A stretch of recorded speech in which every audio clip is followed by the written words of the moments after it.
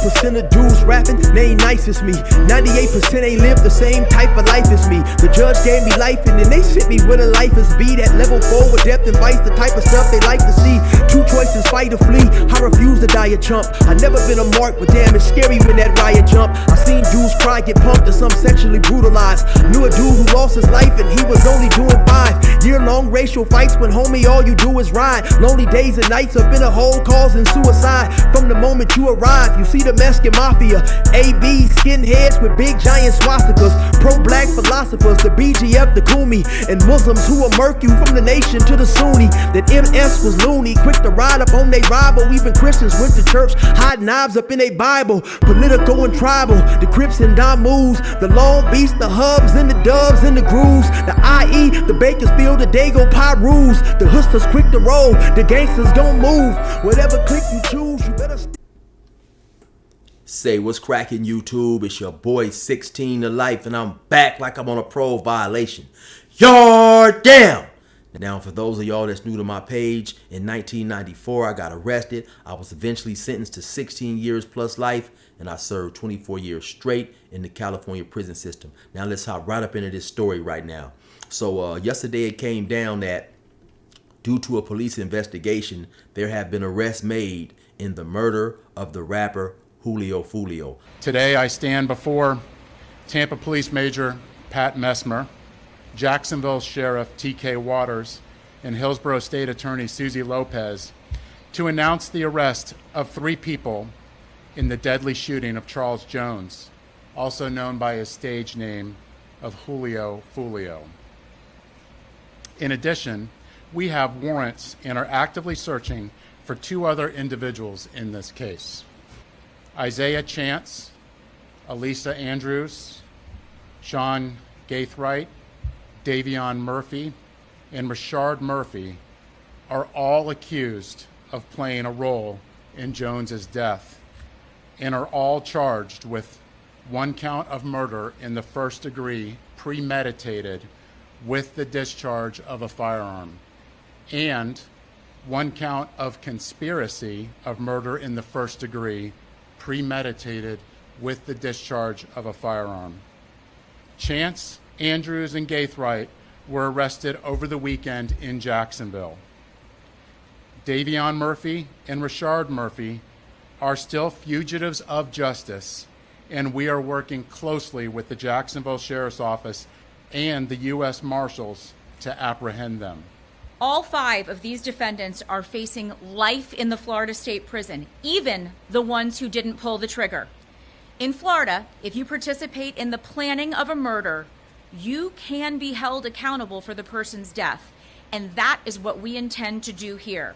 I believe the people that was arrested was not who most people assume or suspected that it was, and that being another rapper by the name of Young and Ace that Julio Foolio was beefing with, who also is out of Florida.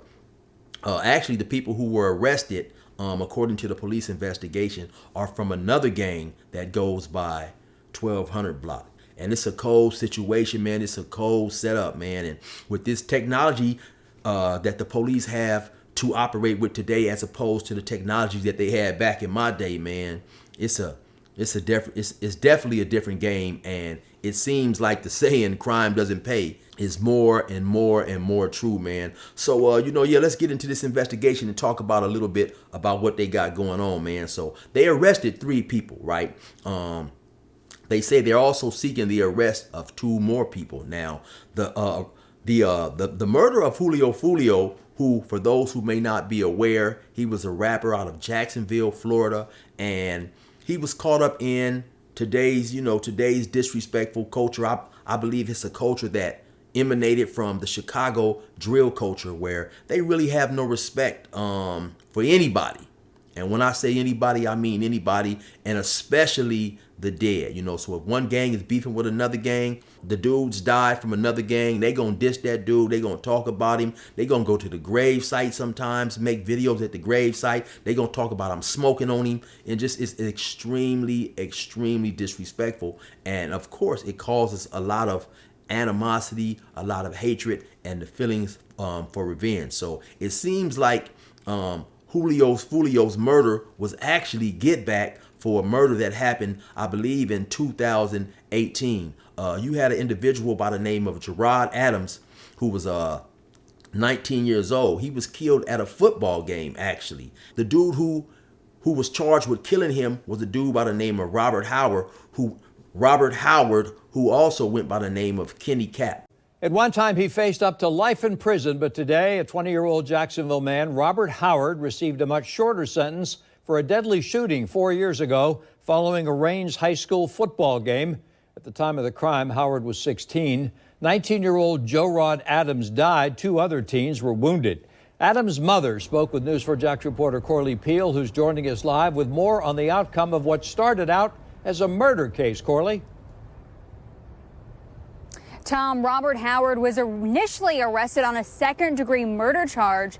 That charge was upgraded to first-degree murder, but he has now been sentenced to manslaughter and aggravated battery because witnesses stopped cooperating. And I spoke with Joe Rod Adams' mother, who says that this outcome is disappointing.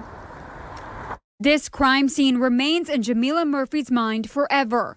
It's where her son, Joe Rod Adams, was shot and killed after a Raines high school football game in 2018. What have these past few years been like for you and your family? It's been hell, emotional. Now, Robert Howard is sentenced to manslaughter and aggravated battery in Adams' death. He was originally charged with second-degree and first-degree murder, but it was reduced after eyewitnesses recanted their statements.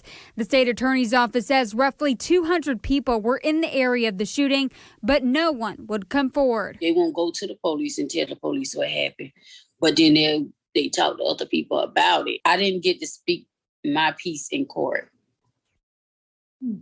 That's the part that hurted me. Like, I really want to speak my piece. I want him to hear out my mouth, let him know what he took from me. Now, Kenny Capp was said to be an extremely close friend of the rapper Julio Foolio. And actually, there's several pictures of Kenny Capp with Julio Foolio. Now, Julio Foolio had made several raps dissing Spaz, talking about Spaz in his raps, disrespecting Spaz, so on and so forth, which, of course, this angered individuals who had love for Spaz, dudes who was in his gang, so on and so forth. Like I mentioned earlier, there are arrests coming down. I believe 3 people have already been arrested and 2 more people the police are seeking. Those dudes are named Davion Murphy and Rashad Murphy. And actually, they are the older brother and the older cousin of Gerard Adams, Spaz. And so, of course, you know, if you sitting back, you seeing some rapper, you know, or somebody, period, but especially a rapper who has a large platform, you know, dissing your loved one, dissing your brother, you know, there was speculation that Julio Foolio or people that he was close to actually went to the grave site of Spaz, disrespected the grave site, urinated on the grave site. Of course, I'm not going to show anything like that, but you know, seeing situations like that, man, that's infuriating. You know, that's infuriating, and it's enough to make anybody, you know, lose it and want to take the life of the individual they feel is responsible for something like that, man. So yeah, it's a cold situation. So they end up arresting a couple of dudes, Isaiah Chance. They end up arresting a female by the name of Alicia Andrews and a dude also by the name of Sean Gaithright, if I'm pronouncing that correctly, right? And so, as you see, according to the police investigation, it was a coordinated plot that was put together to take the life of rapper Julio Foolio. I believe he lost his life around June 23rd last month sometime. On June 23rd, Tampa police officers responded to a shooting on McKinley Drive and located 4 victims. One person, later identified as Charles Jones, was pronounced deceased. Jones was in town celebrating his birthday and posted on his social media his locations several times throughout that night. Surveillance video was critical in this investigation, as suspects were seen on video following Jones from location to location. This shows the lengths that these individuals were willing to go through and achieve that this murder would occur. At 4:15 in the morning, Jones began to head to a hotel on McKinley, One of the suspect vehicles is seen following the victim. However, instead of following them into a parking lot, they stage across the street. At 4:38, 3 shooters exit a vehicle and walked in the direction of the hotel. They murdered Jones with a handgun and 2 rifles. This barrage of gunfire also struck 3 additional victims who miraculously survived this incident. Let's look at this video.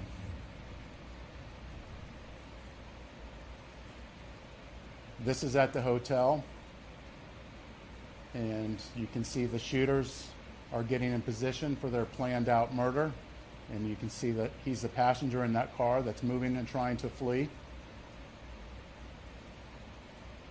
It's clear from that video what they were set out to do and what they had planned to do.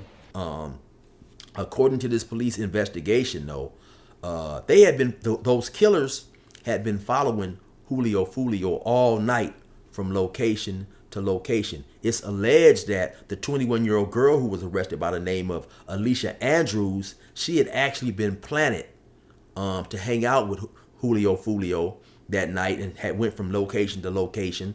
And so she is in contact with these individuals, you know, on the phone, letting them know where they're at, where they're going, so on and so forth, you know. And according to the police, in their investigation, which has license plate readers, you know, phone log records, stuff like that, cameras, they see these suspect cars following Julio Foolio, tracking him all night to several locations. So yeah, it was a cold situation, man. It was definitely a cold situation. And so eventually, like I said, as he's exiting, the shooters come over there and they have 2 rifles and a handgun, and they just, you know, they shoot the car up, you know, numerous times, man, numerous times. And so those guys are still on the run, still looking to be apprehended. And like I said, they are the older brother and the older cousin of the individual who lost his life at the football game, Spaz. And so, like I said, this is an extremely ugly situation. Julio Foolio has lost his life. 3 of his friends who was in the car with him was shot up. You know, they was facing life-threatening injuries. The police have already apprehended 3 individuals, and they're seeking 2 other individuals. And you heard the prosecutors say that they're all facing life in prison in Florida. So it's just a tricky situation, man. The first thing I don't understand, though, I really don't understand the way that Julio Foolio was moving, you know. He had been shot a couple of times. He had recently made posts about all the attempts that had took place on his life, you know. So for him to just not be more careful with giving out his location, giving out his plans for the night, honestly baffled me, right?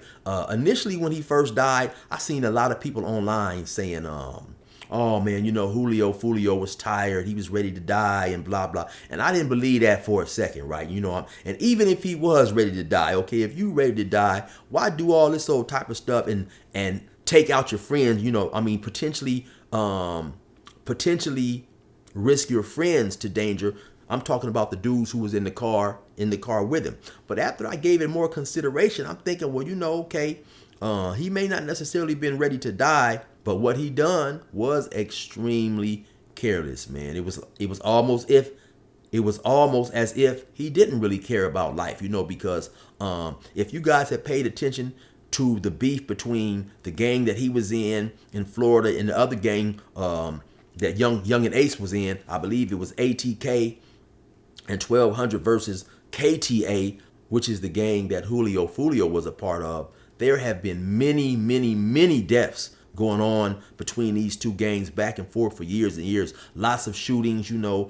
These dudes are shooting at each other, killing people, then making songs about it, making videos about it, you know. And so I just didn't understand, you know, after sitting back and giving it more thought, that it was just extremely reckless for for Julio Foolio to be moving in such a careless manner, just telling everybody where he was going to be. He's posting it up, talking about, hey, I'm going here, I'm going there. If you don't have the location, get at me, DM me, I'll give it to you, so on and so forth. Then not only that, but also just allowing a lot of strangers in his company, a lot of strangers in his midst. And as it turns out, or it seems due to this investigation, one of those strangers definitely was plotting on his demise, letting other individuals who wanted to take his life that night know exactly where he was at, where he was heading, so on and so forth. Now, like I said, once again, the DA is talking about, those dudes are facing life in the Florida prison system upon their apprehension. So now the question may be for some, because I got asked this question many a times when I was in prison by different individuals who gangbanged, some who didn't gangbang. Hey man, chill, was it worth it, man? Because like I said, I had a life sentence, and I'm gonna keep it 100 with y'all. For me, it wasn't worth it. At the time that I got into the situation that led me to end up having a life sentence, I was doing pretty good for myself, man. I was about 20 years old, 21, somewhere around there. I was going out of state, I was selling drugs. And to me at that time, I had a large amount of money. It wasn't large by today's drug dealers, but when you're 20 years old, man, and you got $40,000, $50,000 put up, my rent was probably only $300. I had several cars. To me, I had everything in the world, right? And then so, just to throw all that away, to me, it wasn't worth it. But now you may ask these individuals, what was it worth it? And you may ask these individuals, 25, 30 years from now, in the event they do get apprehended and convicted and given a life sentence, and they still may tell you why, because their circumstances was extremely different from mine. And let me give you some reasons why they may feel it was worth it. They lost their brother, they lost a loved one, and then you have an individual who has millions of views, millions of video views, millions of streams each month, on a very public platform, mocking your brother, disrespecting your brother, laughing and clowning about his grave being urinated on and desecrated. So, they may feel it's worth it 25, 30 years down the line, just due to the love of their brother. When you go to jail for something in your mind that's righteous, sometimes you don't care about the consequences, because I'm sure they felt in their heart that their brother would do the same for them. Now, do I think the other individuals will feel that it was worth it? Listen, I'm willing to bet my last dime that the 21-year-old girl who got arrested for being a co-conspirator in this murder, it wasn't worth it for her the second they told her what she was being charged with. Because I'm pretty sure for her criminal mindset, her street values, and her criminal belief system is not as deeply rooted as those individuals who was related to Spaz, the guy who was shot and killed at that football game. So you may ask them 25, 30 years down the line, and they'll tell you 100%, yes, it was worth it. And because another thing is, like I said, when you go to jail for what you feel is a righteous cause, it's hard to come up out of that mind state, especially, I don't know what it's like in Florida, but I know a lot of these other states, when you get life means just that. And so when you have a life sentence, and I'm speaking from experience here,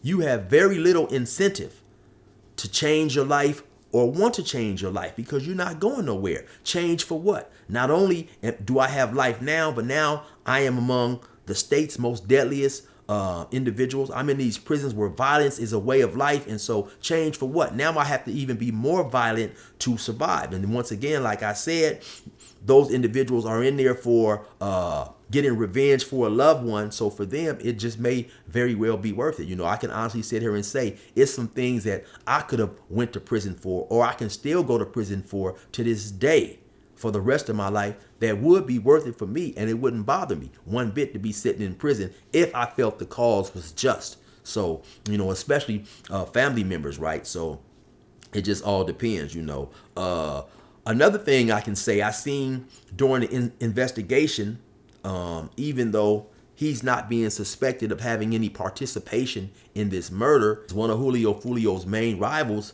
out of Florida is another rapper by the name of Young and Ace. Young and Ace was also in a car that was shot up, and it's ironic that it was, I believe, 4 people in the car as well that was shot, and he was the only one who survived. One of the individuals in that car that was killed was his little brother. His little brother happened to be disrespected. There were several songs made about his little brother by Julio Foolio. But in the course of this investigation, they mentioned Young and Ace, and they said that, anytime he moves around, I believe it was the city of Tampa, he's being watched. There's nowhere he can go. He can't set foot in Tampa or Jacksonville. He was one of those cities.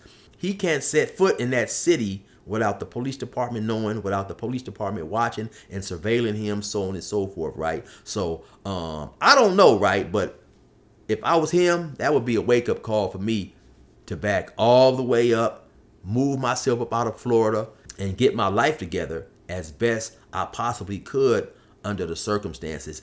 And that's if he's lucky and doesn't see some further charges being brought up against him for things that may have happened in the past, if the police can try to prove that he was connected to. The police aren't playing, man. They aren't playing, right? And like I said earlier, in this day and age, with the advancement of technology, crime does not seem to pay. And then, I got to say it, man. I got to say it, Back in my days, we may have been done with a lot of the things that we were doing, but it seems that this generation is 3 times as dumb, because you see certain situations that happen, right? And it seemed like it would be a heads up to how a person who was involved in criminal activity, it seems like it would be a head up into how that person will move in the future.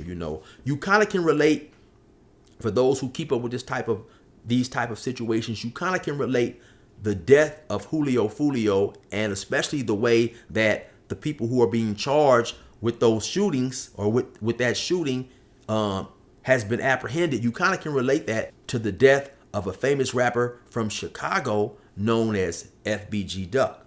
Those who were apprehended and eventually convicted in the murder of FBG Duck was apprehended in an extremely similar fashion. They was tracked from an apartment housing complex or projects, whatever you want to call it, all the way downtown to Chicago by license plate readers, surveillance film, phone records, and all that type of stuff. And eventually, due to that evidence and lots of other evidence, they was apprehended. Well, like I said, these individuals being charged with the Julio Foolio murder were apprehended in an extremely similar fashion. And it would just seem like that you would have dudes out in the street waking up to what's going on, and I'm gonna tell you the truth. The best way to avoid being charged with murdering somebody is just not to murder somebody. Like I said, and I'll reiterate this one last time, the advancement of technology today is so much more further than it was back in my day, back in the late 1980s. It's just that, like I said, it seems like the statement "crime does not pay" rings more true and more true. So anyway, man, that's my report on that. You already know what it is. It's your boy 16 to life. Resume normal program.